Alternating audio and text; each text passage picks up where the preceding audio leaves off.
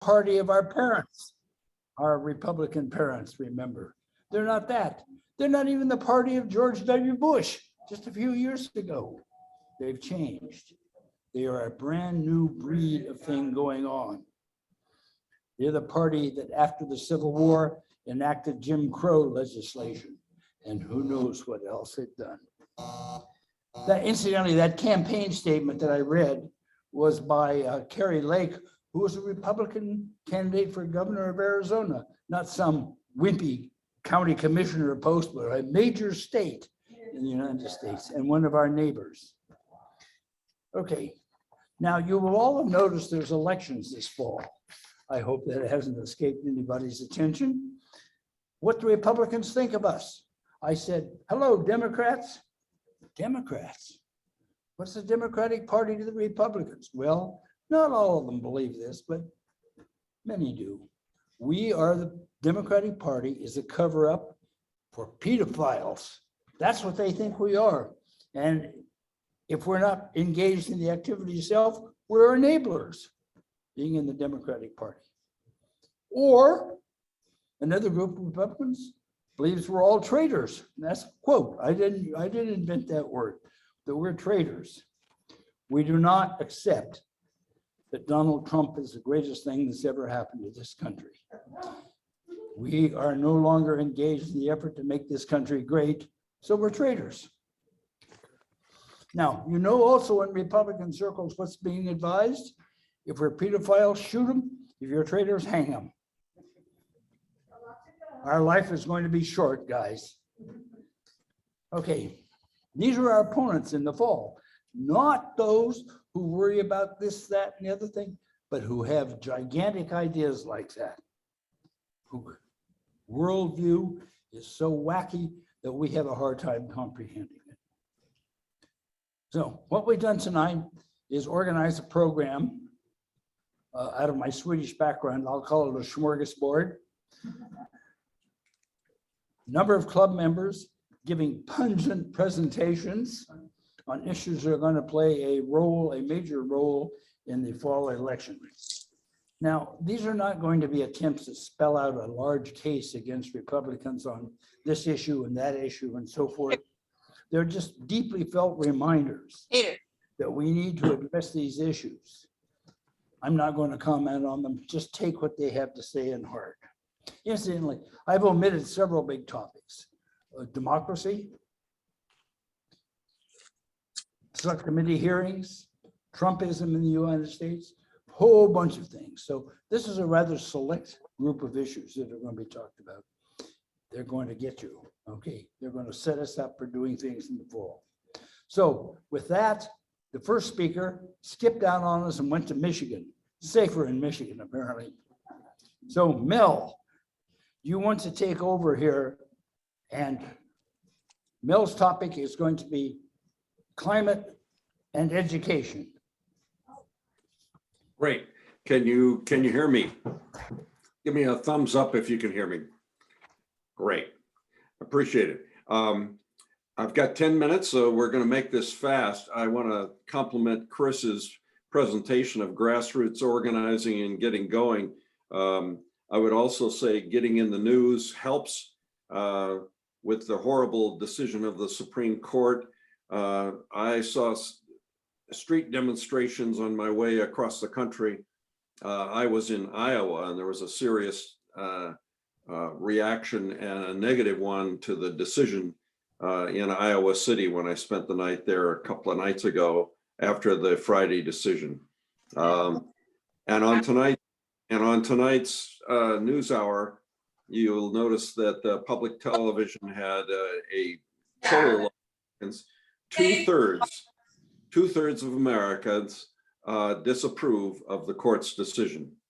So we as Democrats, and most of us are pro-choice, we have some work to connect the dots and get voters to vote their consciences on this subject. I wanted to focus on education and the environment tonight, because those are two, I think, central elements. I've just finished reading the 1619 Project, and I commend it to you. It's very long, but it's very thorough. I listened to the audio book, which is 18 hours long on the way across the country. It's a powerful book, and they make the point that education, which has been systematically denied to people of color and particularly Blacks in our country, it's part of the systematic racism of our country. Education is a key stepping stone to full citizenship. And we know that educators in California and around the country are having to deal with COVID-19, distance learning, school shootings, mental health, which is a lot of depressed kids and kids feeling left behind or actually falling behind, adequate funding for schools. California, in a recent survey and ranking by Forbes, was ranked number 36 in the country. And for as wealthy a state as we are, that's shameful. And I want to give you some resources for your education voting. We have a number of good education unions who really have done a good job of endorsements, like our club, the California Teachers Association, CTA.org. They have an excellent endorsement list, which you'll find pretty familiar because it's pretty much what we've endorsed, but they go into the issues facing educators, facing students, facing school boards. And I want to give a shout out to Anthony Portantino. Anthony went to bat a couple of times for us on Start School Later, which was taking the systematically sleep deprived teenagers attending middle school and high school in Claremont and all around California. And he got Senate Bill 328 passed, took it twice. Governor Brown didn't sign it. He brought it back, got it passed again. And this time, Governor Newsom signed the bill. So we now, effective later this year, the implementation year is 2022, all middle school and high school students in California, private or public school, are going to start at 8:30 or later. So I can tell you, as a grandparent and as a parent of two kids, kids with proper sleep do better in every possible way. So I want to just give a shout out to Anthony Portantino, and when we're talking to him, we ought to thank him for the Start School Later bill that he got passed for all of California. And he was the primary author. He didn't just sign on to some bill. He pushed it, he promoted it, he made it his number one priority, and it really made a big difference. There's lots to talk about on education. Many of you are teachers or professors, and many of you have kids in the schools. You know that our local school board has had some changes, and I think we need to be involved in the school board issues, just like we need to be involved in the November elections for federal and state and local offices. So again, California Teachers Association is CTA.org. The California Federation of Teachers, CFT.org. And the California School Employees Association, CSEA.com. Those all have excellent resources on issues facing teachers and staff and parents and kids going to school in California. My second 5 minutes is devoted to environment. Many of you and I are very passionate about the environment. I've been involved in the United Nations Association, and the UN, as many of you know, has been issuing climate reports for over 25 years. And things are not getting better, and we're not turning the corner fast enough. The planet is heating up, the ocean is rising, The ice and snow are melting, and it has direct impact on you and on me and all of our neighbors. If the snowpack in the Sierra and the snowpack in the Rockies that feeds the Colorado River wanes and goes away, 2/3 of the water we drink in Southern California comes out of the Central Water Project out of the Sierra and the Colorado Aqueduct, which comes out of the Colorado River fed by the Rockies. So 2/3 of the water supply you and I depend on depends on our climate not going south in a big hurry. We've all seen the fires. We've seen the water shortages that we've just talked about. The greenhouse gases are rising much faster than anyone was hoping for. Not just CO2, but also methane. Methane is 25 times as damaging to the environment when it gets up there.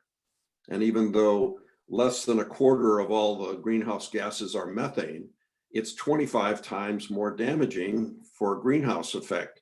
So this so-called clean gas is not so clean. There's a lot of leakage of methane. Also, if you want to make your own personal statement on this, I encourage you to eat less meat. Meat generates methane. So please consider taking your personal actions. We've seen the fires right in our own neighborhoods. This is driven by climate change, and the temperature rise is serious and ongoing. And of course, we're now in the 22nd year of a drought cycle. So our food supply, the cost of food, the amount of food is all conditioned by the environment. I encourage you to go to the Sierra Club website to inform yourself. They've got a wonderful website in our area. It's called angelus.sierraclub.org. And if you're inclined, you can join them after you join the club. And they have a wonderful presentation of the 12 largest issues facing the environment from their perspective. And they also have endorsements for federal and state offices. Lastly, I'll say the League of Conservation Voters, lcv.org, has a good endorsement and set of issues page on their website. And finally, I'll say that there are several things that I've been involved in locally that impact both education and the environment. And some of you have been part of this as well. Swingleft.org. If you've been writing postcards or letters, you probably know about Swing Left. So I encourage you, when you have time, in addition to the club, that you get on board with Swing Left. They meet in person and they have online resources. The League of Women Voters, the Mount Baldy chapter of the League of Women Voters, is extremely informative on registering voters, when you can vote, young voters, and issues. And they have wonderful forums. So I encourage you to join the Mount Baldy League of Women Voters here in Claremont. And finally, my longtime favorite, United Nations Association of the USA. And one of our major priorities as a national organization is to fight the climate fight and fight for equal education opportunities, not just in our country, but worldwide. So I've gone my 10 minutes. Meryl, I'm Thank you, Neil. going to hand it to you. Long distance here. That was very good. I do want to remind you that the Republicans would like nothing better than to get rid of the Department of Education. Well, they many things, other things they like better, but that's one of their priorities, is to get rid of the Department of Education. Second thing is, the next decision coming down from the Supreme Court is going to basically limit the EPA in what they can do. And we will see all sorts of things about climate things here. That will be coming any day now. Chris has a brief announcement. Yeah, sorry to interrupt. I just want to tell the people who are viewing online that if you have a family membership and you wish to vote tonight, and you have more than one person in your family, you'll need to have separate devices in order to vote. In other words, you'll need an extra laptop, phone, iPad, or whatever, and you'll need to come into the meeting that way. So if you have a family membership, you'll need an additional device. And we're not going to get to that for about an hour, so that gives you an hour to figure it out. Okay, the next item on our program tonight, Andy Winnick on two topics: inflation, which the Republicans are going to attack Biden on, and number two, the Ukraine. Andy. Thank you. Got a page of notes for each one. I can get rid of this. And if anyone wants it, you can send me an email. I'll give you a copy of the page of notes. Let me start with the inflation thing. Part of the big problem with inflation is we're being lied to. We're basically being told a bunch of things that are not true. And unfortunately, our party and our leadership are part of that, including our president. So let me start. One of the issues we're told is we have food prices are going up and that this is being caused by the war in Ukraine. Not true. Your war in Ukraine supplies a lot of grain. That's true. But we export all of the same grains that they're exporting. We are not buying our grains from Ukraine, and the world prices do not need to go up for us. Our farmers do not have to raise their prices. There are games being played, but we are not dependent on the Ukraine for grain. Then there's a question of higher wages and the government pandemic programs. Inflation is going up faster than wages, not the other way around. We do not have wage push inflation with higher wages dragging prices up. It's the opposite. Family incomes are actually dropping. Inflation is going up faster than wages. The idea that higher wages are causing inflation is not true, is simply not true. And it is also not true that the government programs, have caused a big increase in demand, and that's causing it. Virtually all of the government programs have ended some time ago, even ones that shouldn't have ended, like the child support payments. And so the idea that the government programs are causing this is nonsense. The high cost of oil and gas due to the sanctions imposed on Russia. Well, this is a little complicated. We're a net exporter of oil. We are a net exporter of natural gas. We are independent of those. We do not need to buy these from Russia. We do not need to buy them on the world market. Now, I will say there are some specialty types of oils because you need certain types of oils occasionally to make certain mixes, but the oil companies ourselves could be increasing production of oil and natural gas in the United States, and we could be supplying ourselves and we could be virtually independent of the world market. Now, doesn't the world market impose prices? Yes, but that doesn't mean they have to pass them on, right? That's a choice they're making. Their costs have not gone up, world prices have gone up. And what do you think happens when the costs don't go up and the prices do go up? What happens to the profits of the corporations? I'll come back to that. Okay, then which brings us to the key point. The profit margin for the American corporations are at a historic high. They're higher than they've been in over 40 years. They're using this as an excuse to raise prices across the board. Now, there's one other factor I should mention, which I just realized I skipped over, and that is the issue of supply chain problems. Haven't there been interruptions in the supply chain? Yes, there have, but there's some reasons for that to begin with. If our corporations hadn't decided to fire all their American workers and close their American factories and buy their goods from abroad, on a just-in-time, as taught in our best business schools, let's save all the cost of inventory by having a just-in-time inventory, which means what? If there's an interruption, you have nothing, you have to stop producing. That's stupid. It was designed simply to increase profit margins so they wouldn't have to have the cost of maintaining inventories. So moreover, the interruptions in supply chain have been very specific. Computer chips affects cars are some things. But this is not the major cause. The major cause is across the board on virtually all our products, the corporations are raising prices.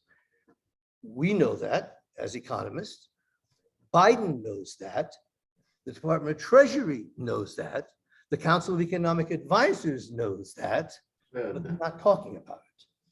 Biden started.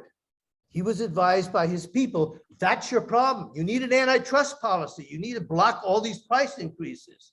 And he actually gave orders to the various government agencies in the Treasury Department to begin preparing that, because the last 4 administrations, 2 Democrat and 2 Republican, they had no antitrust behavior. And he chickened out immediately. The corporations came down on him on both feet, said, don't you dare, and he backed off. So if we want to do something about inflation, let's push our own party and our own president to deal with the question of price increases and profit margins. Okay. War in Ukraine. I'm going to argue it's not the problem. What do I mean by that? Soviet Union collapsed in 1989-91. Up until then, from the end of World War II until 89-90, we had the Cold War between us and the Soviet Union. By the way, the Soviet Union is called the Union of Soviet Socialist Republics. That's not an accident. That's because Lenin and the people around him wanted Soviet republics, socialist republics. So much for this issue that, oh, Ukraine's not really a country, it's just part of Russia. That's not what was meant. That's an invention by Putin. That was not even what the Communist Party wanted. But at any rate, since 1989-90, we are no longer in a unipolar world. I mean, we started being in a unipolar world in 89 until now. That is, we were clearly the dominant political force in the world. We were the dominant economy in the world, and we were the dominant military in the world. I hate to tell you, but that's over. That's done. It's not coming back. And neither our party nor our president have come to terms with that. What do I mean? Understand that China is the dominant economic force in 52 out of 54 of the African countries. They are the dominant economic force in the vast majority of the countries of Latin America. They are exercising now more and more power in the countries in the South Pacific. They are almost as big of influence on the EU in terms of trading partners as we are. They are no longer a primitive military force. Get over it. They have hypersonic weapons. They can use them. They flew one around the world in a few minutes just to prove it. We don't have one yet. We haven't even developed it. They've just launched the 3rd aircraft carrier. This is not some primitive aircraft carrier. They have ships that are better than anything we're making. And they have a much, much larger military. That doesn't mean we can't compete with them or what have you, but the idea that, that we're just going to walk over China is nonsense. That's not what reality. We do not live in a unipolar world anymore. Moreover, the Chinese have a 4,000-year-old program. They screwed up about 1,000 years ago and pulled back. They consider that the biggest historical mistake they ever made. They intend to be the dominant economic and military power in the world. And their program of the road and the rail and road program, you have to understand, there is a railroad which is almost completed across Africa for the first time, from the east to the west. It's Chinese built. There was a railroad for the first time from China through Pakistan to the Indian Ocean. The Chinese control more than half of the major port in Greece. They control the entire port in Sri Lanka.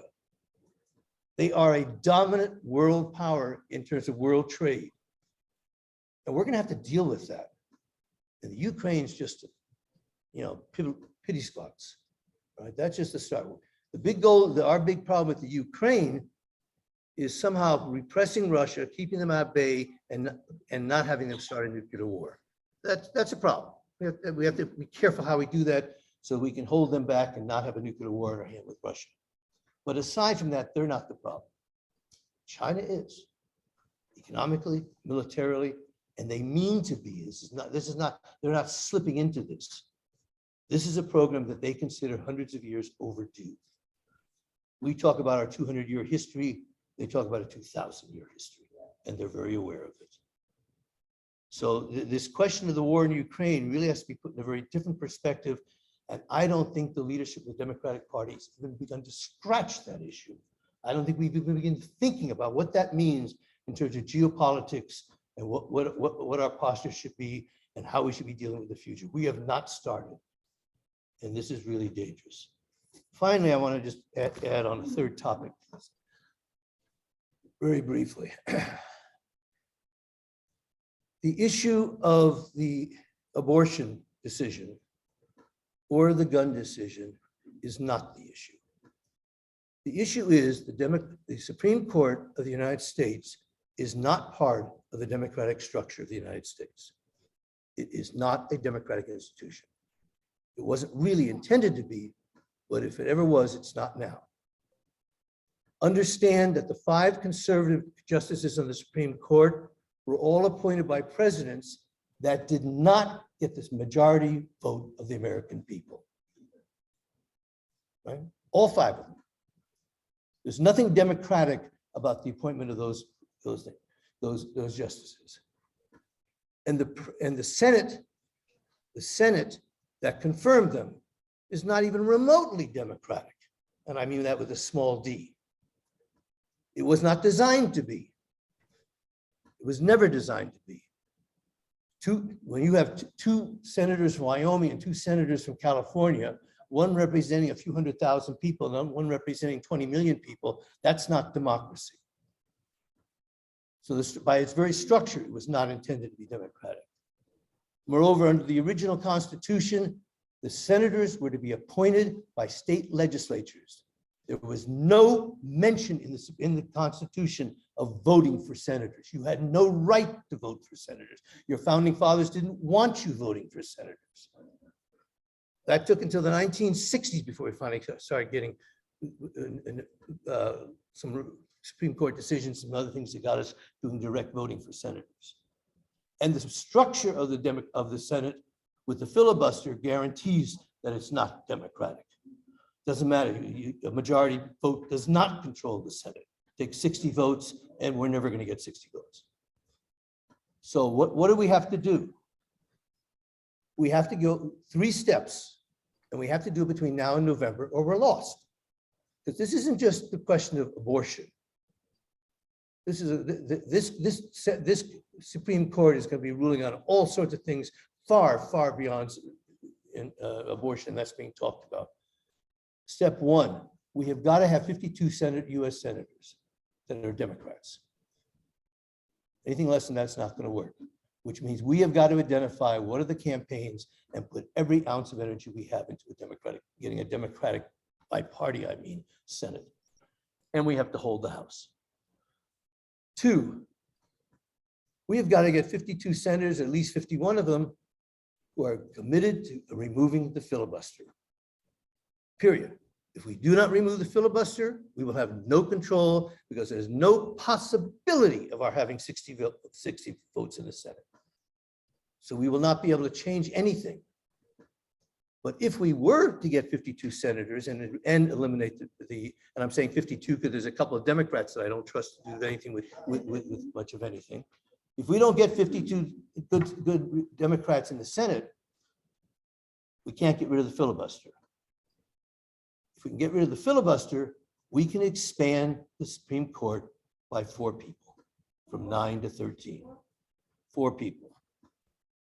By the way, there is not one word in the Constitution that forces that there's 9 senators. It's been 7, it's been 9, it's been various numbers. It's changed over the years. That's determined by Congress and congressional action. That is not in the constitutional link. So we have every legal right if we can get control of the Senate, and if Biden has any guts. Is Biden willing to take on the filibuster? No. Is Biden willing to take on expanding the Senate? No. Is Biden really going to fight hard enough for the Senate to control it? Doesn't seem that way. So the question is, why not? And what the hell's wrong with our party? And why aren't we going to be fighting more? Because if we don't do it, it ain't going to happen. And I'm done.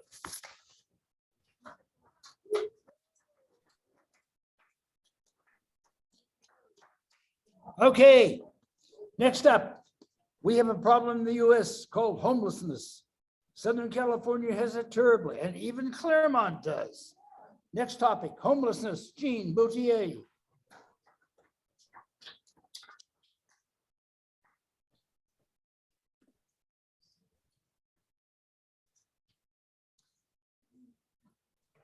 I am very appreciative of the big picture that was just laid out for us.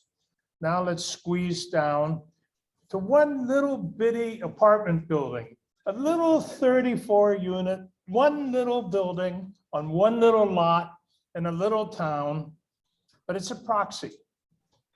The campaign to create fear in our community using Larkin Place as a proxy is part of the big picture that you've been hearing from each of the people who's been speaking tonight. It's just like, you know, the transgender athletes, that's not the issue. The issue is a way to create fear that has the usefulness of diminishing trust in government, diminishing trust in institutions. And that is what is going on here in this one tiny little building that is going to get built. But we have to do the work of advocating because it's a proxy and because this great big stuff that he was just talking about affects our little town in odd little ways that are blown up out of proportion and used to create fear. And so we have this work to do. So later on, there's a plan to fill out emails to the 5 city council members because there's a vote tomorrow night. Why does the vote matter when, in fact, the building is going to get built? Several reasons. The first one is the one I just said, because this is a proxy. This is an exercise in local politics for the purpose of building strength where we would prefer it not get built. So we have work to do. And that is to convince the 2 squishy members of the city council that it's in their best interest not to go along with the fear mongering and the distortion and the ugly descriptions of homeless people as all being, you know, predators and dangerous to the children at the middle school and so forth, all of which I don't even think most of the proponents believe, but it is built up as a way to generate fear. And our job is to help the city council members think twice before they do anything to give in to that pressure, which will be then move to the next issue and move to the next issue, probably at the school board. And then the next issue, I don't know what it would be next, but it is a way, it is a strategy, it is organized, it is a way to reduce trust in our community. And therefore, even though this one little building is so small compared to what we were just talking about, we have to do our work. So the technical issue, number 7 on tomorrow's city council agenda, is to approve an easement by which it is possible for the proper parking for this new 34-unit apartment building to be located at the back of the property, which allows the plan that was approved by the Architectural Commission at the recommendation of the city staff to make the building look better from Harrison by having it step back 2 stories and then 3 stories and then 4 stories and then parking and create an attractive looking building in this area, which for years has been zoned for institutional residential construction. This building is entirely in accord with what's been planned for that property for years by the city. And now Pilgrim Place has agreed to sell it specifically for the purpose of making a tiny, tiny little 34-unit contribution to the great crisis in California of homelessness. I could spend time now talking about why we have homelessness, why we have a housing shortage. I don't even think that's worth your listening and my telling tonight, because you know that story. What you need to know is that this one little apartment building has to be defended. And that one little easement that allows people pulling into the driveway that's at the very eastern edge of Larkin Park, that they get to turn right, and there's a gate there, and the gate opens and people go into the parking lot. And those people driving those cars into those parking places in the back of that building are very unlikely, not more likely than you or me, to molest the children attending El Roble Middle School. It's all fear mongering. It's ugly. It doesn't deserve to be even heard, but it will be heard at length tomorrow night. So some of us have to come tomorrow night and sit there and listen to that and counter it with sensible, reasonable, don't be afraid, trust the system, build this building. By the way, you have to build it. Make it as good as it can be by giving us the easement.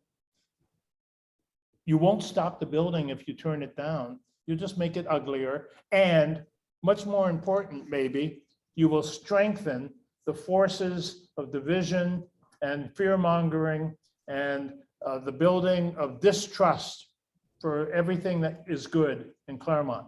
So that's why, to defend this one little building, Larkin Place, at the city council tomorrow night. I'll be glad to answer questions.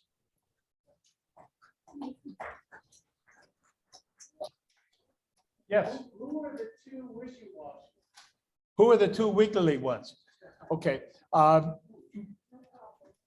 My opinion is that neither Ed nor Sal is clearly committed to voting yes tomorrow night, but I think they probably will. There's been meetings, people have met with them. I think they probably will, but they will build the strength of this other force by talking about how the process was wrong and how we, the community people, didn't do our job. And they'll say, you know, they will buy into the danger of all the horrible things that will happen if this building is built, and then probably either vote right or abstain. And so, but we have to have 3 votes. And so, you know, Corey is obviously not going to be helpful. So that's my answer. And I'm not speaking for Sal or Ed. They have not, neither one of them has said how they're going to vote. They've said the same thing to both sides. That they have both politely met with both sides, and they haven't come forth with this decision. That's my take. I am not professional prognosticator, but that's where I think it stands. I think Ed and Sal are going to waffle all over the place at great length tomorrow and try to please everybody. So you know Jed's on board and Jennifer's on board? Absolutely. Excellent. And No Corey- question. Corey's no reason to. Corey's hopeless. Yeah. Yeah. All right, so then we can work on Sal and Ed. That's right. You for two. That's my opinion. All right.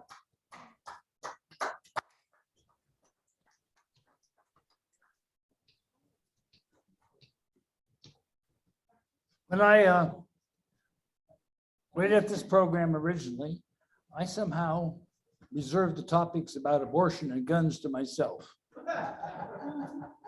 I want to thank the Supreme Court for making it unnecessary for me going on at any length whatsoever about these topics. Over the summer, we shall see what develops by way of movements. That's what's important, not whatever I might say right now, but what comes out of all this discussion. So just hang in there this summer, demonstrate whatever you need to do, but that's what's going to be important, not just for the summer, but for the election. And the last topic I have here tonight, in case anybody doesn't know what to do this summer, I ask people, Hugh Wire, Meg Mathias, to come here and talk some more about filling out postcards. Mel mentioned Swing Left. These people are experienced postcard writing organizers. Hugh, Meg.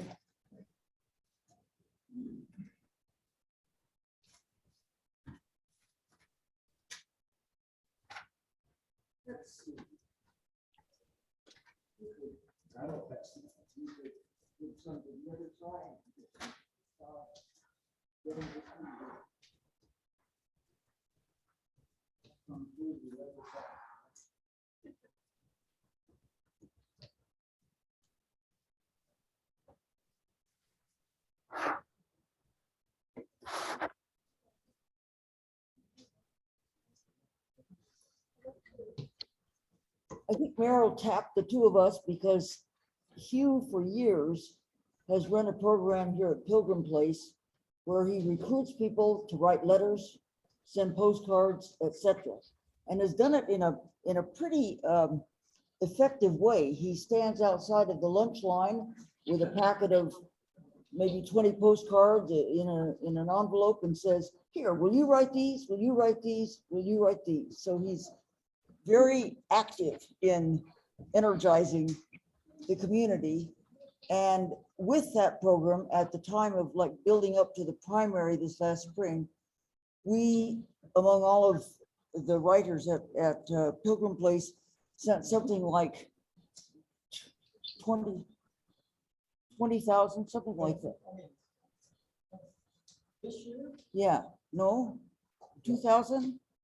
I thought it was more than that, but anyway, a lot, big number, whole bunch of some. Okay, so what we did tonight, as you can read here, and I think the comments that have come before tonight, and just what we all know from watching the news and watching the Supreme Court rulings and all of that, this fall election is critical. It's absolutely critical. We've got to, as Andy said, we've got to get a couple more senators on the blue side of the chamber, and we've got to hold the House and hopefully strengthen that amount. So how can we do it? What you and I have done is look at a lot of different websites, a lot of different national programs that are going on, and focus on the ones that we think are the best designed and the best organized and that we've had experience using. The first one that we listed here, Vote Forward, it's not partisan. It's simply for getting out the vote. And some people prefer that, prefer not to go in with a heavy hand of persuasion for this candidate or that candidate, simply to strengthen democracy by getting more people registered and more people voting.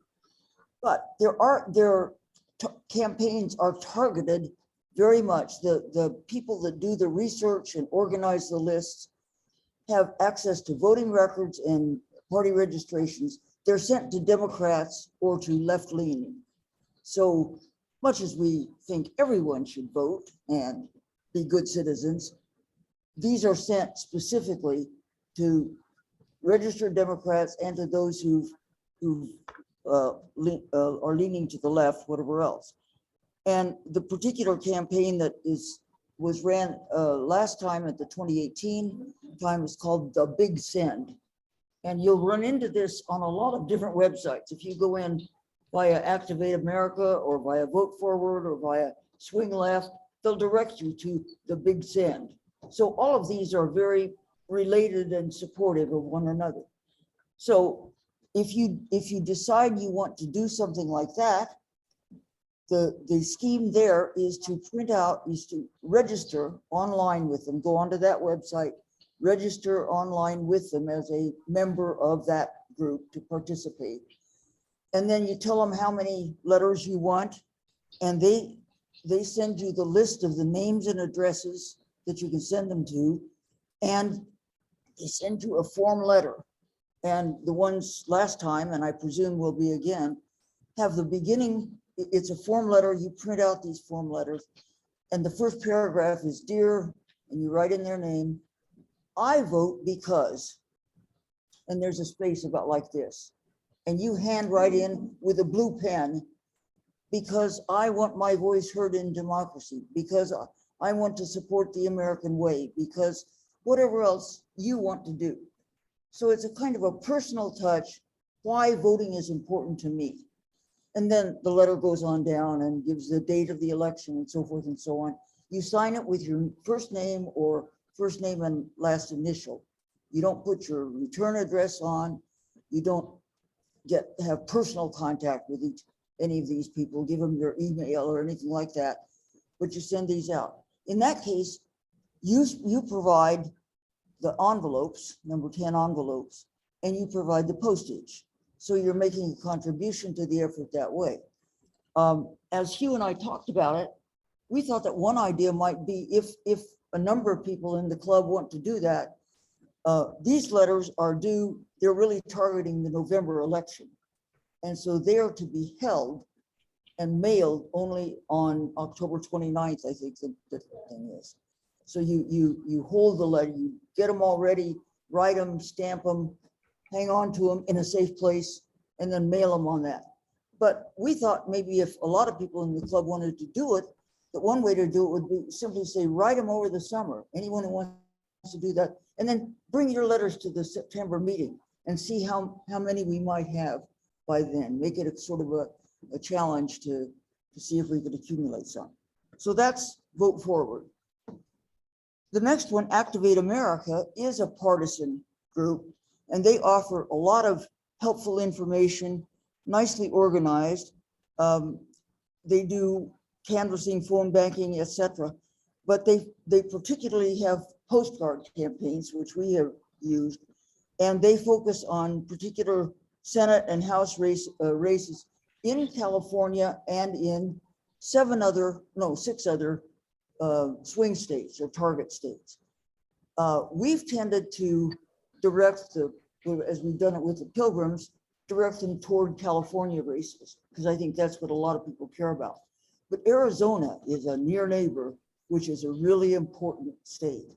And so we've often also put emphasis there.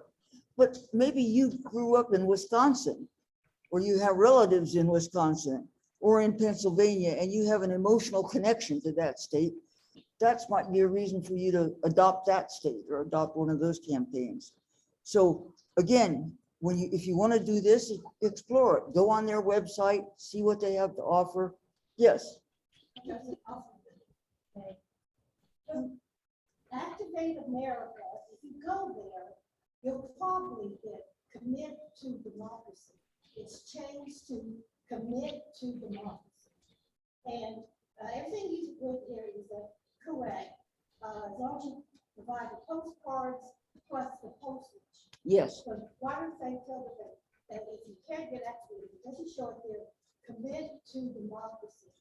And they're taking a break right now until July. Well, now that's interesting because we have both within the last day been on the website for Activate America, and it was still called Activate America, and it's very active right now. So we have a little different. I used to do Activate America. Yeah, When yeah. I went on it, then they came commit to, they said they had changed the name and so they sent it to me via commit to democracy. Well, And maybe, I'm not sure, maybe it's just the postcard segment of it. I can't explain that because that's different from our experience. Yeah, yeah. I don't know. Okay. We'll check it out. We'll check it out, but you check it out. Both of them. You check it out. You go on the website and figure out what's going on. Okay, again, you can join a campaign. You can pick which of these states or which of these campaigns you want to work on and how many names and addresses you want to get. And they'll send you that list. When you get a list like that, you're committed to write those postcards. And again, postcards that we have tended to get cardstock and cut them into postcard size pieces to distribute to our folks and simply ask them to pay postage. But if you prefer, you can get pre-stamped postcards for exactly the same amount of money. 40 cents for a postcard stamp, 40 cents for an already stamped postcard from the post office. So those are available. Okay, last one, Swing Left, which I'm glad you mentioned before, is a national effort across the country. But we are particularly tied to Swing Left Inland Valley, SLIV. There's the website for that. And they meet monthly, and there's often in-person canvassing to nearby districts here, like California 40, 45, et cetera. And they do phone banking, they do postcard writing, they do lots of different, they have postcard writing parties, et cetera, et cetera. So you can get involved at any level that you want. You also, there are Monday night meetings once a month that you can go to and meet other people and get engaged that way, which is useful. And there is a kind of special focus coming up this fall for mobilizing voters on Indian reservations in Arizona. And they're going to have a program on that, focusing that on July 18th via Zoom, which I've written down here. And they're just getting going on that, and that might be of interest to several of us, I think, in Arizona to participate in that. So those are all basic information that you can take advantage of. Thank you.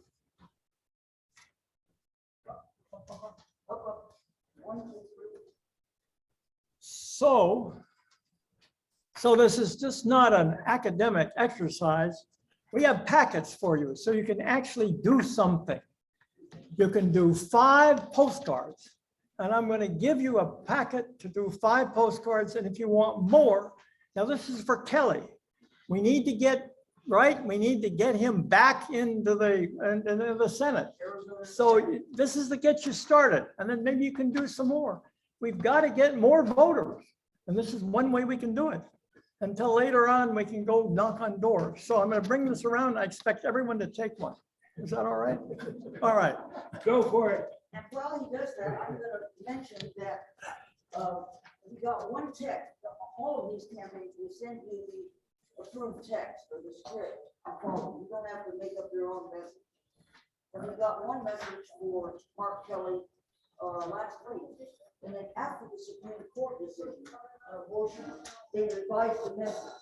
And they came out with saying Mark Kelly believes in that all of us should have decisions, we have the right to make our own healthcare decisions, and he believes in abortion, contraception, Republicans don't, etc. So it's very targeted and partisan, and the particular script that you're getting has to do with Mark Kelly's point. Okay, go for it. I want to thank all the people that made a presentation tonight. One concluding remark. In the novel, Goodbye to Berlin, a young British expatriate living in Berlin falls in love with a cabaret entertainer, Sally Bowles. And he tries to tell her about how the Nazis are a threat, the demonstrations, the violence in the streets. And Sally Bowles has a wonderful line, but what does that have to do with us? Just remember that when this fall comes around. Okay, thanks. Chris. Let's have a big hand for Merrill and the rest of our speakers tonight. Thank you so much. Now, before we break, just a few quick announcements. We will break for 25 minutes and then return. But before you go, keep in mind that you have a circuit to complete. It's like going to the gym. Your first stop is cookies and drinks over there. After you get your cookies and drinks, keep moving. Does everybody see where Gene Boutillier is right now? See where Gene is? Right behind him is a plastic thing, and it has the email addresses of our city council members and the Larkin Place resolution there. It also has a sample script, which you can modify. You can complete an email on your phone or your laptop, if you brought one, in 5 minutes, okay? And the reason that's important is because there's a difference between a paper tiger and a force to be reckoned with. A paper tiger is an organization that sends a resolution that we voted and supported around before. We pat ourselves on the back. We have true principles, aren't we superior? But a force to be reckoned with is one that follows up with action. They're counting and they know we're behind. Yes, we're behind. In terms of the support the letters of support as opposed to letters of opposition. If we produce 20 letters tonight, they're going to know that it came from us.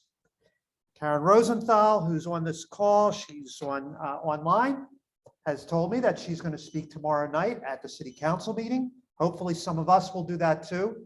Karen has graciously said that she will mention that she supports the Democratic Club of Claremont's resolution. That's going to increase our clout when she says that publicly. If you're going to say the same thing, and if Ed and Sal and the others receive those email messages from us tonight, then that message will get through, okay? We're arriving. 5 minutes, that will take. Then at that table right there, raise your hand, number 7. With a hat? Yeah, that's you. Okay, that table right there. There are 2 sheets of paper on the table. It has Connie Leva's phone number and Anthony Portantino's phone number. There are 2 pieces of priority legislation that we are pressing to get out of their committees and onto the Senate floor. We want to show Portantino and Leva that we're watching. Okay, it'll take you 1 minute per phone call. In between all that, do some socializing, write some postcards. And then when I find out your names, I'm going to send you an email tomorrow for that volunteer hour form that you could fill out. Okay? All right. One other thing I'll mention, we have an instant star on Facebook Live. That instant star is Jean Boutillier. Part of his speech tonight is now out there on Facebook Live, his passion defense of Larkin Place. And already one of our club members, Michael Magaha, has said that he likes it. He's liked it already. Okay, so you could check your Facebook Live and see Gene if you didn't get enough of him earlier today. Okay, we'll see you in 25 minutes, folks. Have a good time. Remember your circuit. Okay, folks who are online, I just wanted to, I'll put in the chat the phone numbers for Leva and Portantino and their bill numbers. And Dee Dee, since you know more about the legislation than anyone else, if you could just let people know a little bit about what the legislation involves, they can make their phone call. A motion to approve the agenda is. Second. Okay, discussion. Cass. I move to amend the general membership agenda to include a vote to send the Larkin Place resolution to the Commission on Human Relations. The resolution will be read aloud to attending members. I just added that because I didn't realize you approved it already. Okay, and does the motion also include that it will be sent by the Political Strategy Committee? No. Okay, fine, then someone else needs to make that amendment to the amendment. You want to add that to the amendment? Okay, so there's a proposed amendment. The amendment to the agenda is that the Larkin Place resolution that we have already approved as an organization and sent to a gazillion people. The motion is to send a copy to the Claremont Committee on Human Relations and to have it be sent from the Political Strategy Committee. Is there a second? Second. Okay, discussion. Is it a committee or a commission? Committee. Oh. Okay, discussion. This is just a discussion that speaks to amending the agenda. It's not to the merits. Not hearing any further discussion, I'll close discussion. All in favor of approving the amendment to the agenda, please say aye. Aye. Okay, and those of you online, you could raise your hands. You know how to do that electronically? Oh. Or you could just go on camera and raise your hand. All right, all opposed, say nay. Okay, in my opinion, in the opinion of the chair, the motion passes. So now we have an amended agenda. Now the motion is to move the agenda with the amendment. Is there a motion? It's moved. Is there a second? Okay, discussion. Okay, not hearing any discussion. Let's bring it to a vote. All in favor, please say aye. Those online, raise your hand. Okay, those opposed, say nay. Okay, in the opinion of the chair, the ayes have it. So the agenda is amended. It will be the second item of business after the endorsements. Okay, next item is the minutes for the last general membership meeting. Do I have a motion to approve the minutes, please? Is there a second? Any discussion? Okay, not hearing any, I'll close it. All in favor of approving the minutes, please say aye. All opposed? Okay, the minutes are approved. Okay, next item on the agenda is the endorsements. Now, before we discuss, we should just get this on the table. Let's just have a motion to vote for the slate. Is there, so the alternative is if you want to pull someone from the slate and have a separate vote, then you would vote to amend the agenda after we get a first and second for the agenda. So is there a motion? I'm sorry, the slate. Okay, is there a second? Okay. Does anybody want to offer any, is there any discussion? We've added Jeffrey Frank, who wasn't, we did not endorse from the primary. Thank you. So there is some discussion here. Mike, go ahead.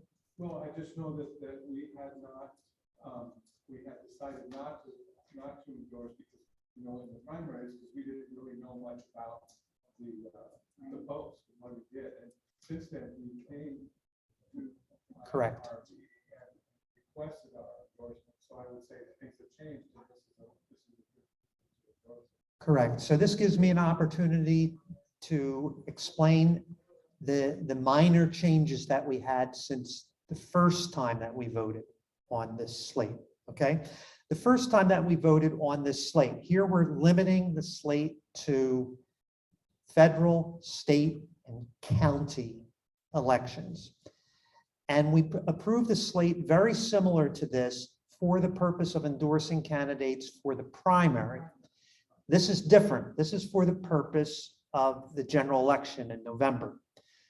What are the differences between the slate before you and the prior slate that we had? Very minor differences. One is that Jeff Prang was added, county assessor. Okay.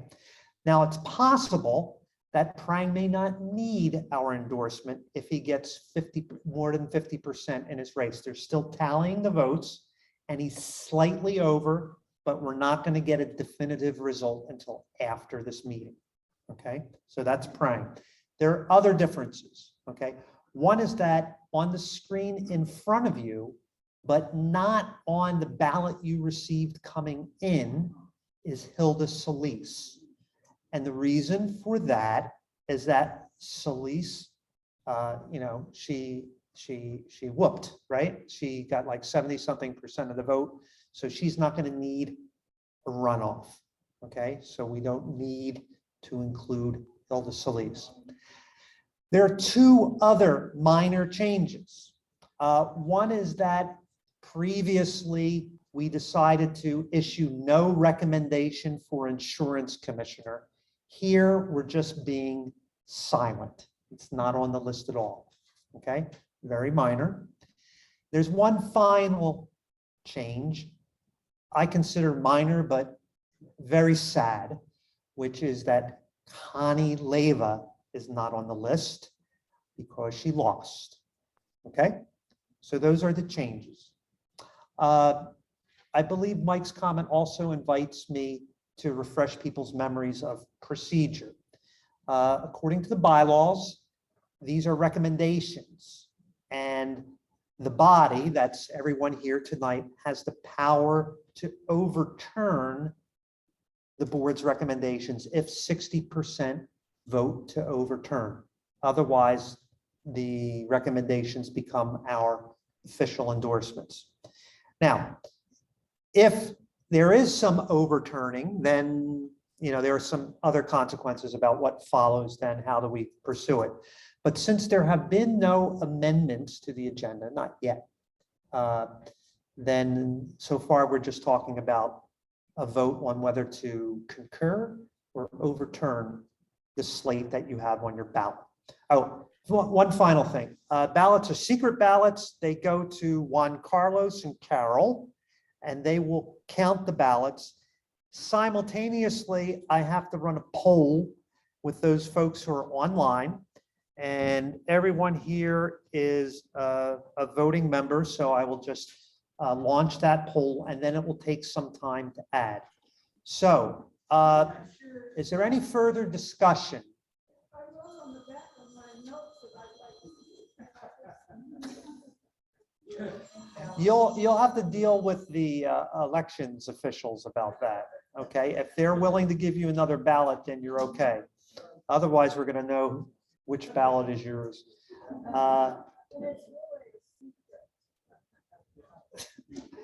Any other discussion?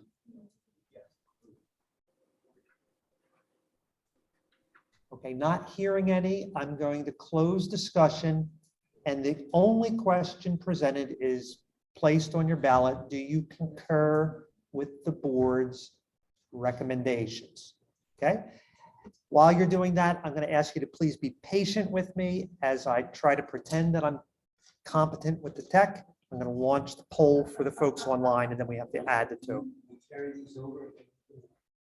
You talk to them. What's your process, Carol? Want me to come by and you drop them in? Does everybody have one? Who I can see it? In the box,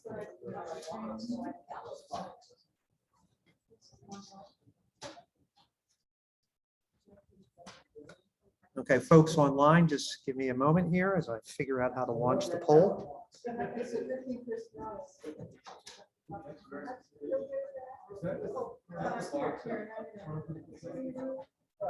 can trust that I will not make mistakes. Okay, so now I just put it in where you need that. Okay, so here it goes. Here, I'm launching the poll. Okay, the poll is launched. And there should be 1, 2, 3, 4, maximum of 4 votes. Okay. Got it. I have a result. Okay, Juan Carlos, can you see the result, or do you need to come here? You can see. Oh, no, that's the question, not the result. What? So I need Juan Carlos. The bylaws require 2 counters. Juan Carlos and Carol are the counters. This is the result of online. There are 4 maximum and 4 potential. That's the result. 4 yes, for anonymous. Okay. Carol, do you want to see the results of the poll?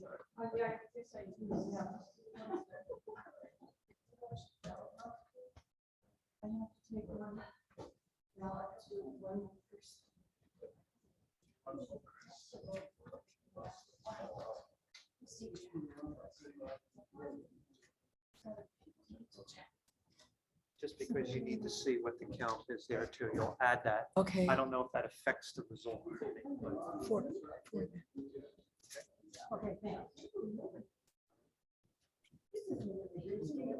Okay, Carol and Juan Carlos are going to be counting the votes. I will end the poll.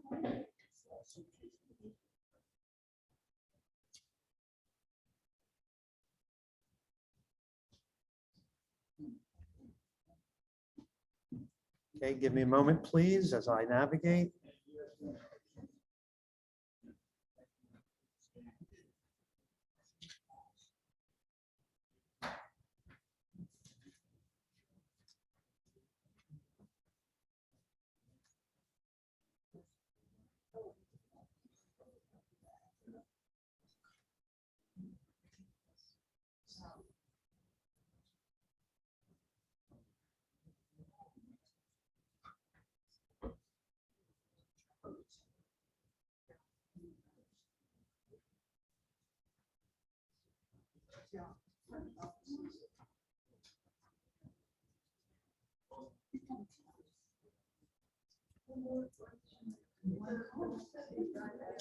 Okay, so as we're waiting for the results,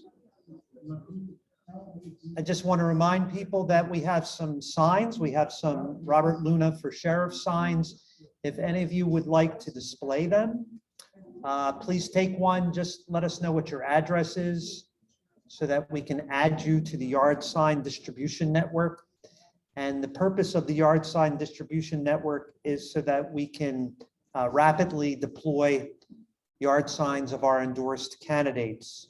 You'll always have the option to refuse a sign, but it's an opt-out thing. So once you're in, you get to opt out of a particular sign. And the purpose of that is so that we can exert muscle, right? Someone gets our endorsement and boom, within 48 hours, we plan to have 40 to 60 signs all over Claremont if they provide the signs for us. Karen, you had a question? Well, I have one at home and I'll just do that up later. That's what I did too. Yeah, I've got mine in the garage and I'm gonna put it back out in September. Okay? Okay, so let's move to the next item on the agenda. So we'll get a result from this count when it's finalized. The next item on the agenda is the motion to send the Larkin Place resolution to, I'm sorry, we've added it to the agenda. So procedurally, we need someone to move it now. Can someone move that we send the Larkin Place resolution to the Claremont Committee on Human Relations, sent by the Political Strategy Committee? Okay, it's moved and seconded. Is there any discussion? Okay.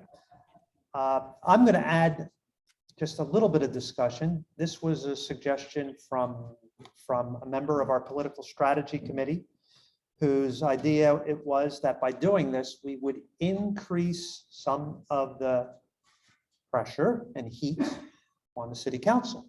Because if it's in the hands of the Committee on Human Relations, then the city council is going to be in a position to either let them think of something to do with it or to countermand that.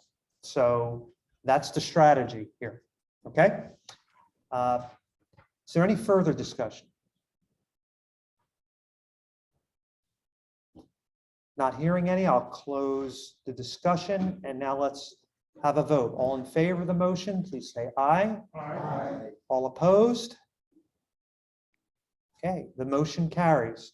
Okay, so that authorizes the Political Strategy Committee to send it. So we'll go out under the signatures of those on the Political Strategy Committee.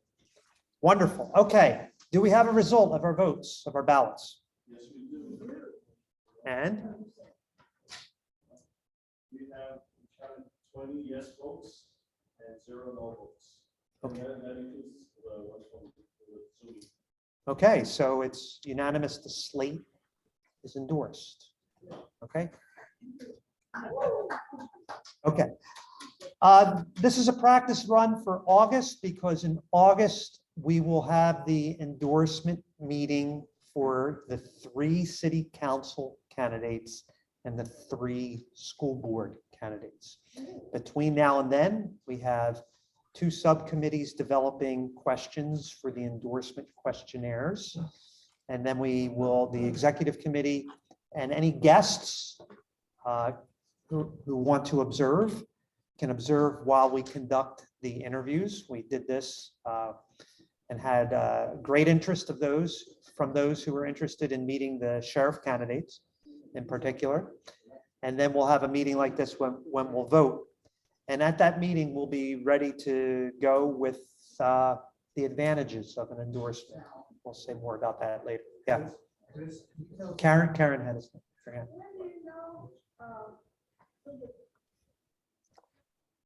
So the filing deadline for the local offices is August 12th.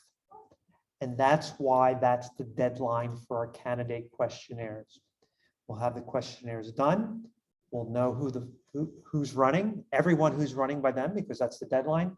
And we have a very tight timeline. The 13th questionnaires will be distributed to the candidates. They've got 7 days to return them. We've got 2 days to study them, right, amongst ourselves, the executive board, and then we'll interview them on the 22nd. And anybody in the club is invited to attend and observe the interviews. And then we'll vote on the 20, I think it's the 24th, okay, 2 days later.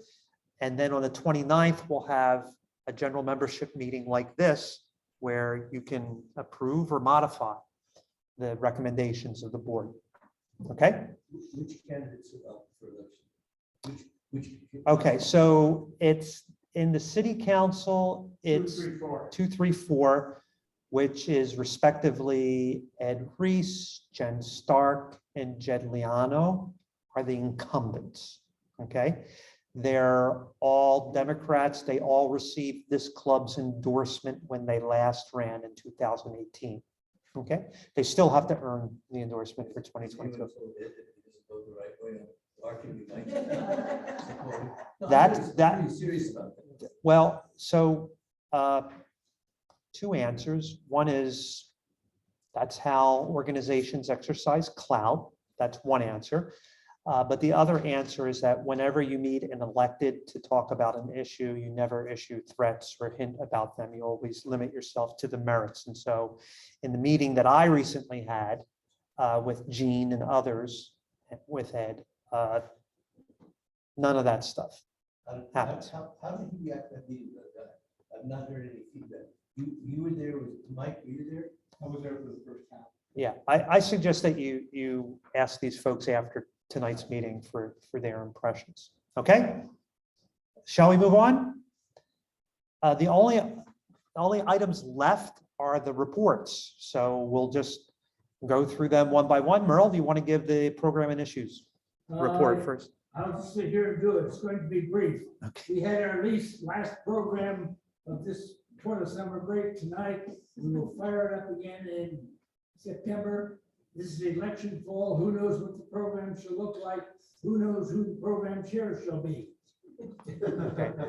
We also had an event on Wednesday, which is what candidates and voters should know about the city budget with our former mayors, Karen Rosenthal, who's on this call, Joe Lyons, and Sam Pedroza. Adam Peary from the city also attended, and it was emceed and facilitated by Ethan Resnick. So that happened Wednesday.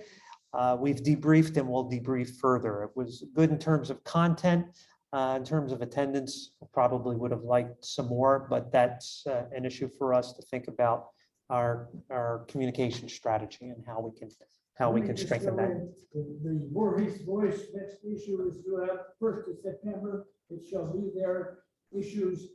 Luncheon group will be and discuss all summer long, meeting at House of Palm. Excellent. House of Palm, for those of you listening, which is every Friday, right? Every Friday except for the second Friday, which is well, for the summer. Every Friday. Okay. Juan Carlos, you want to do membership? Your Vice President membership. From here also quick, just want to update everyone that we had some members rejoin the club after, I guess, some time not being members. That's Mr. Hugh Wire and Ann Wire, and Barbara Coates. So I just want to recognize them and thank them and give them a round of applause.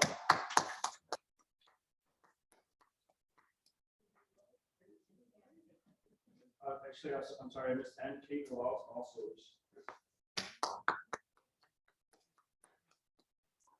And that's also a big round of applause for the generous contribution for joining the club from James and Yolanda Mawick. They joined us.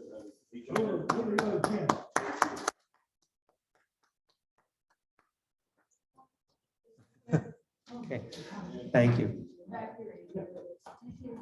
Okay, let's move forward to Carolee. How about we do Carolee? Eventually got to do political strategy. We've got a lot there, so. Okay, but I'll just be here and tell people that you must come to the 4th of July. You must do this. There are, and I have a thing out there It's actually one of the placards. You- One of you the didn't- plastic You packets. didn't show it up there? I asked you to. You mean a slide? I asked you to include it, Sorry. Yeah, anyway, I didn't agree to keep copies. This is all donated, and I have only 5. So, this is all donated from, pass it along.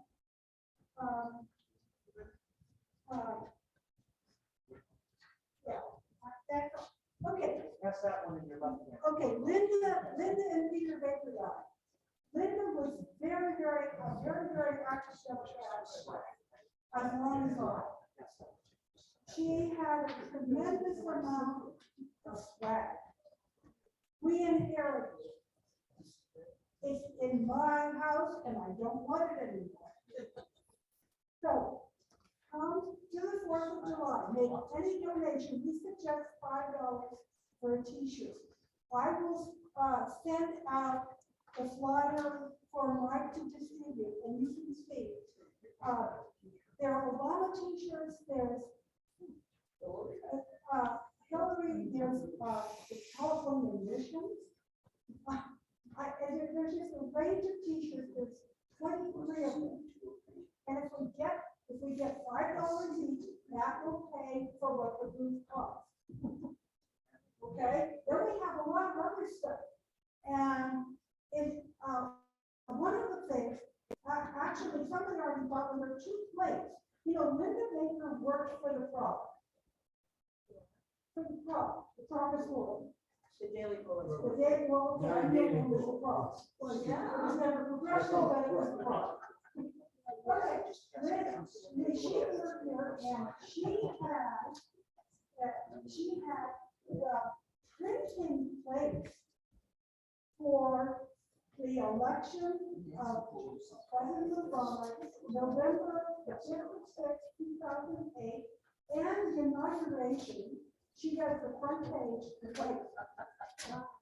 Yeah, so actually I suggested $10, somebody said, I'll pay 20 for the one plate of the inauguration of Obama's election. So if anybody wants the inauguration, the one with the election, that one sold for $20. But we want to sell this stuff. There's a whole bunch of stuff. So make a donation to the club for the fall campaign and take home something. It's called Something for Something.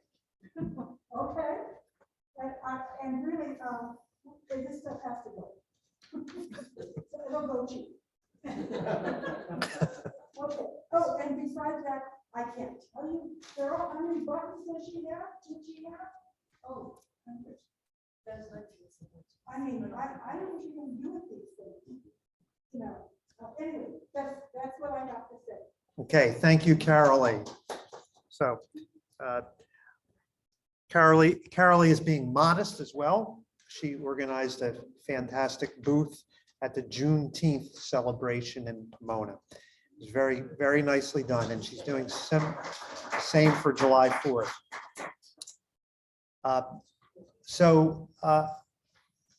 Carolee's flyer with the description of the swag is being passed around. It's in a plastic.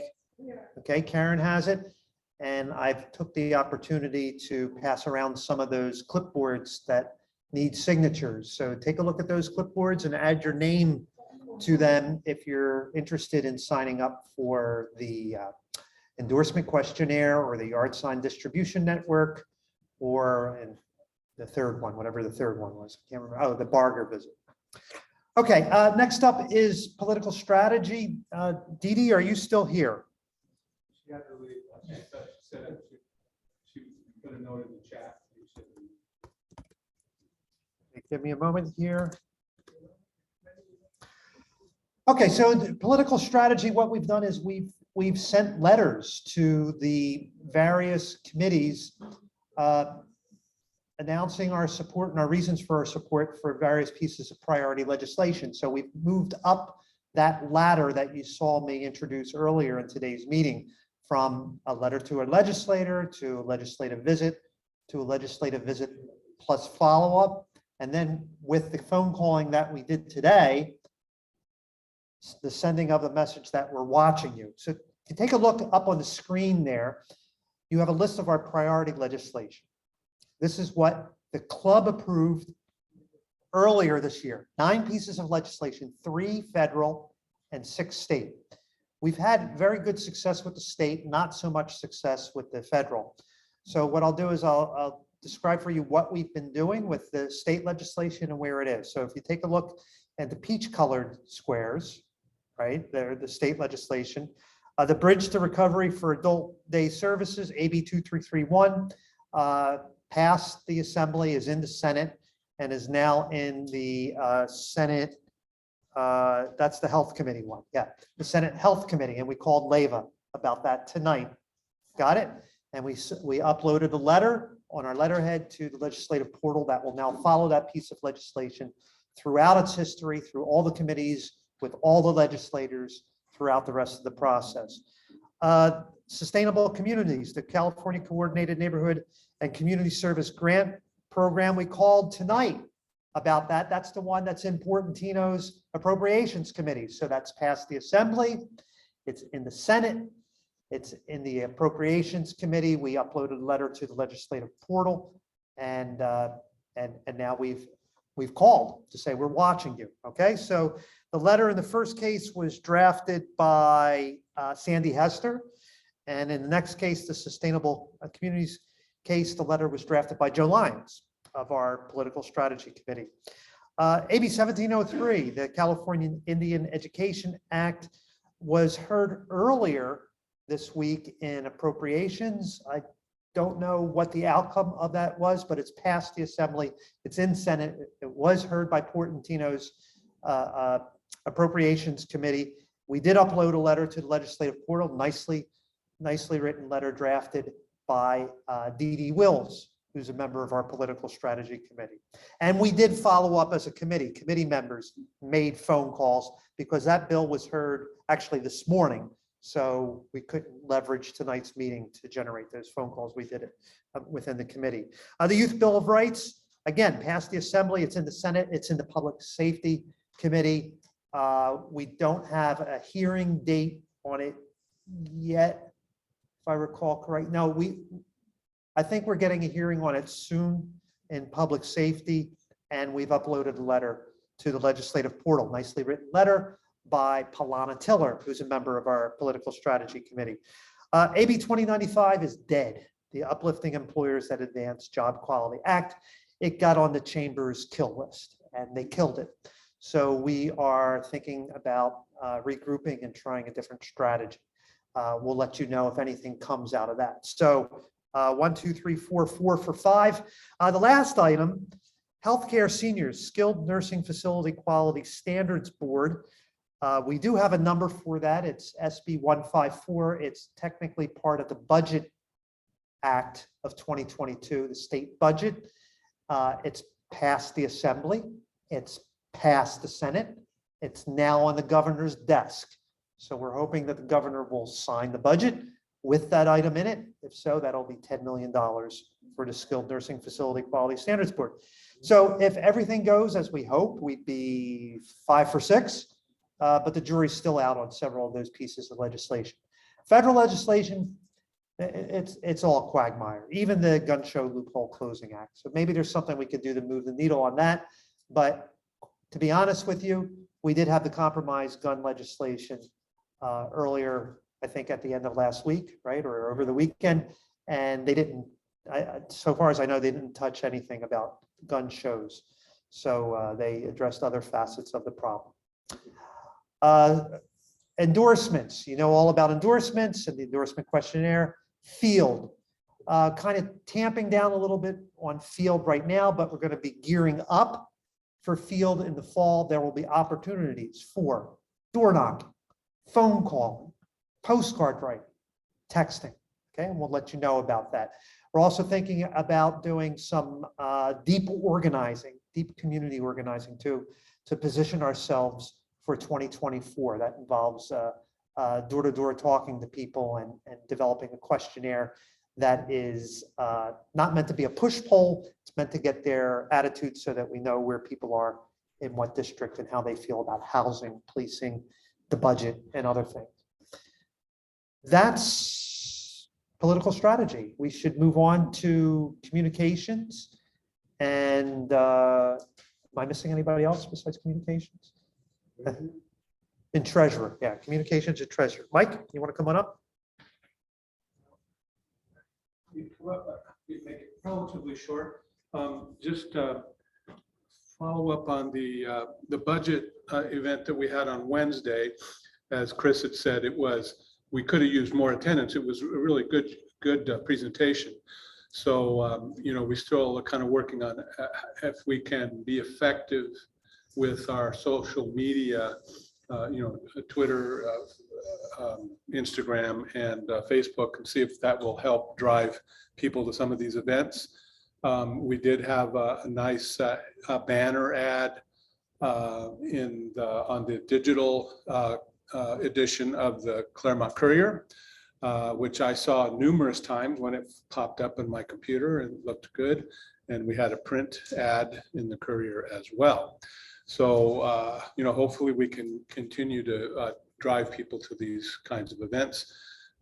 We sent the resolution for Larkin Park, separate letters to Portantino, to Holden, to Chew, to Barger, to Claremont Courier, and the Bulletin. And did I miss anything? And oh yeah, that's right. I definitely missed that one. No, to all the city council members. So, so that hopefully has an effect. That it's a document that they can't ignore. And so those are. Oh, and then also at the Juneteenth, with the help of Polana, we did have some little cards with QR codes on them, so people could,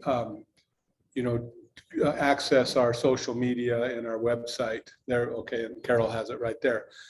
So, we could, in the future, we could hand those out, or people can just click on them with their phone, with the QR codes, instead of, having a poster with, okay, here's the Twitter address, here's the Instagram address, and all that kind of stuff, where people are trying to figure it out. This is just a one-stop shop type thing where they do the QR code. So, we're making some progress on that. We're still, at least for me, Chris helped kind of give me a tutorial on it, figuring out how to use the MailChimp. So I did a little test when I sent him to it, so I'm pretty sure I can function in the MailChimp world now. It's a little more, there's a little more to it in far as setting up and stuff than there was with just a listserv on the regular email that we had before. But so you probably noticed that things look a little different when you get the emails and stuff. And so we're trying to send out one main email blast every week, and put as much important content on that as possible. And then the things that come up, we're trying to direct that to social media, post those on social media, and there may be some exceptions and things. So that's kind of where we're looking to go, on sort of just the things. A lot of times people come to us and they say, could you promote this? And so that's the approach we're taking right now. So I think that's about all I have. So thank you very much. Yeah, thanks, Mike. We're really working on upping our game with communications, both our website, the new website is up there, and the social media. So for example, when Housing Claremont organized letter writing campaign, and they had stuff on social media that they sent, I could immediately turn that around and share their post on the DCC Facebook, right? So it amplifies the message. And that's a quicker turnaround than the way we've been doing things in the past, where we've had email discussions ad nauseum and counting votes and whatnot. Now it's just we get it and boom, it can go out and it's done, right? And it reaches people, and it's much more effective than cluttering people's email box, right? Because when people go to social media, they're going there to procrastinate, right? So, we can bombard social media as many times as we want. Whereas with email, if you're like me, the first thing you do is you open your email for the day, you got 150 emails and you're deleting 147 of them, right? Right, so we're trying to thread that needle there. Okay, so thanks, Mike, for that. Also, before we move on to our last person, our treasurer, I want to point out that the address has changed. It's demsofclaremont.org. I invite you all to spend some time on this new website. Okay, there's lots of good information there.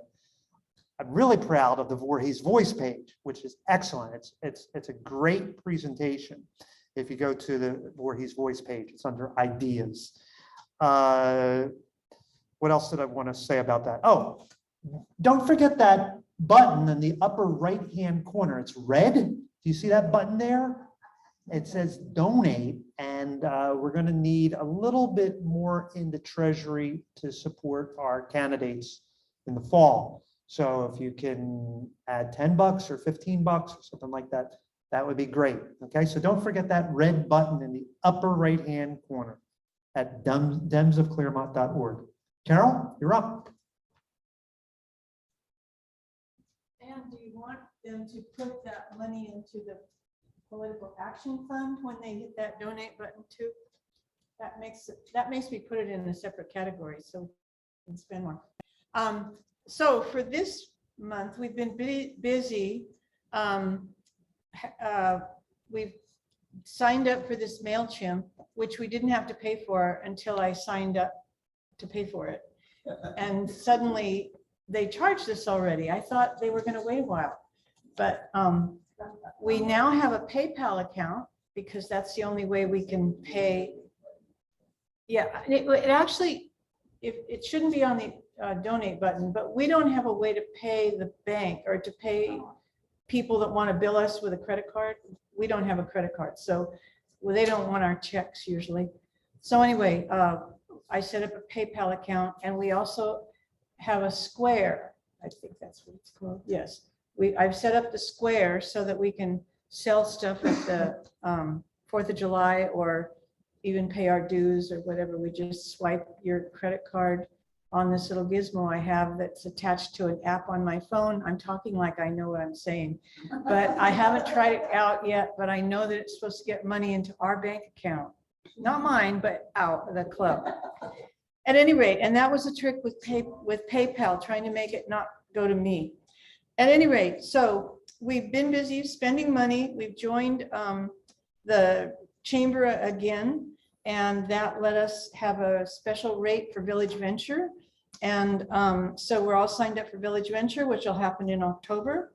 And we've got, that's about it. We've bought a new banner, and we paid for that now out of our club. So I've spent some money and we've gotten some in, and the balance we have in our account right now is $81.35.32, and we get making some dues here tonight, so we're doing pretty good. Thank you.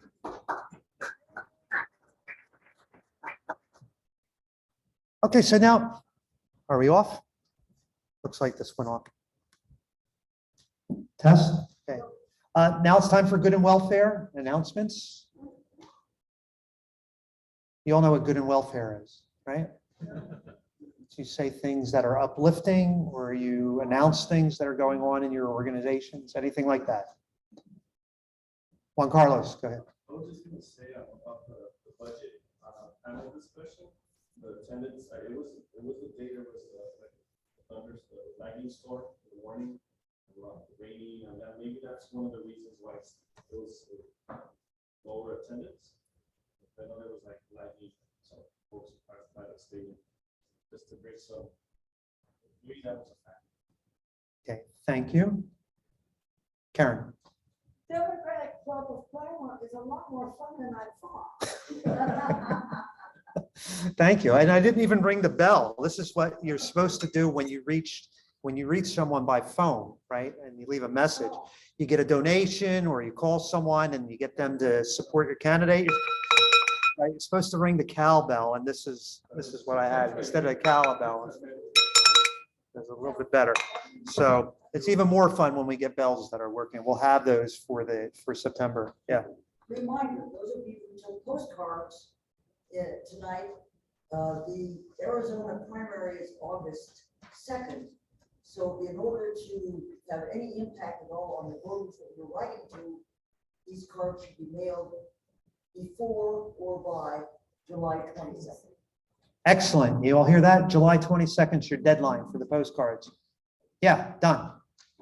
Yeah, when Andy was talking, he said, we need to get 52 Democrats, senators who are Democrats in the Senate.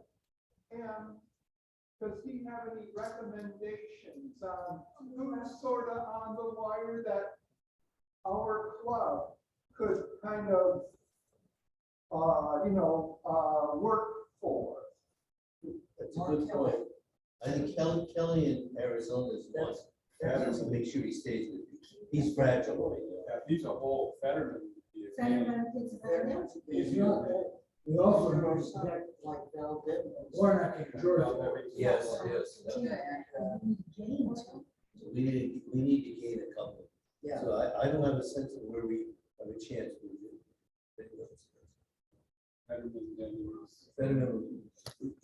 Fetterman. He would be, that would be a pickup. Fetterman, Kelly, and Warnock.